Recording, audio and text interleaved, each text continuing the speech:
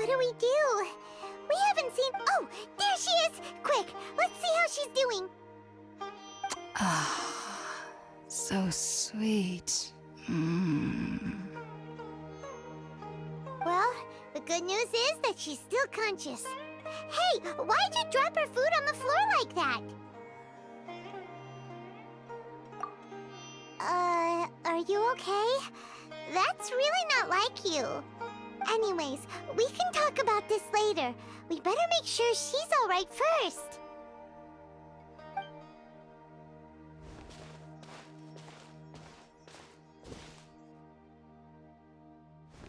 Whoa! Wait a sec. Look at all this fruit lying around her. We can put that to good use.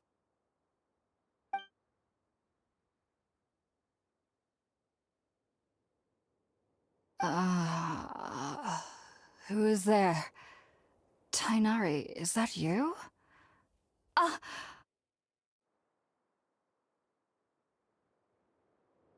Huh? It's okay. You can relax, Hypatia. Tighnari sent us here to bring you some food and water.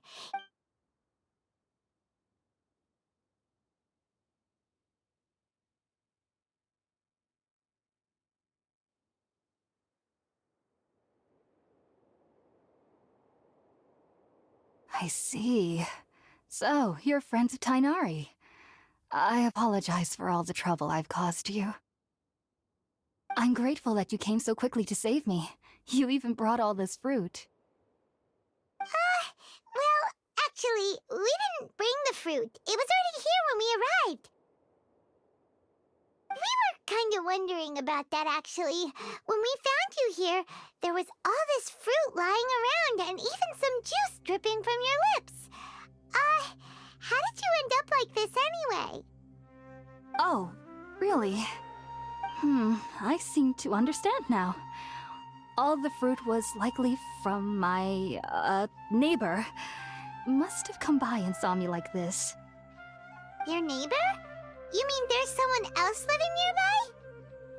Oh? So you're able to see them too?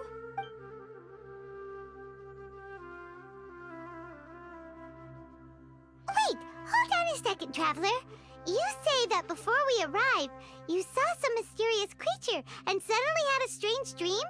Isn't that a little too crazy to believe? No, I actually do believe what the Traveler is saying. I myself had a similar experience once before and ended up scaring my timid little neighbor here. You needn't worry. They mean you no harm.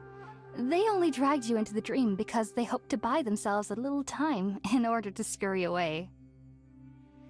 So, Hypatia, just what kind of creature is your neighbor? I'm not sure what it's called, to be honest.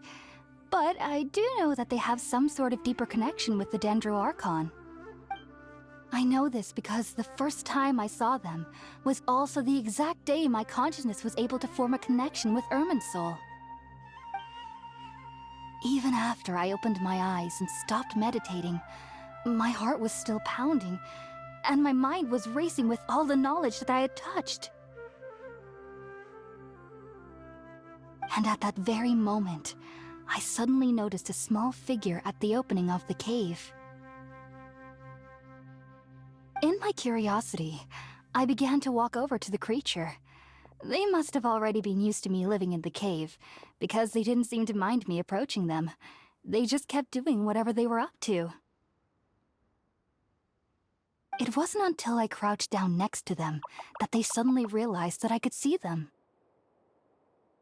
Oh, and then? And then I had a dream. By the time I came to, they were nowhere to be seen. I was convinced they'd never show up again. But sure enough, I feel like they aren't as afraid of me as the first time I approached them. But I never would have expected them to save me. Yes, no doubt about that. By the way, Tighnari mentioned in his letter that you had questions for me regarding... Sorry about that.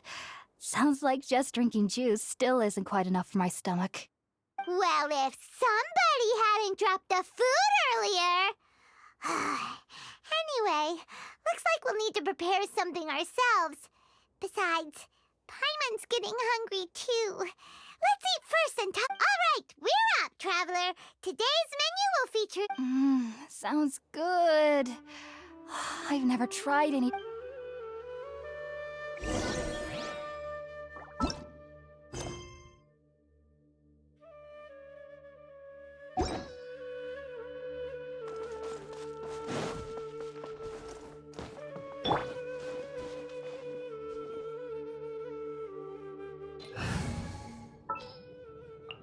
Let's move before the...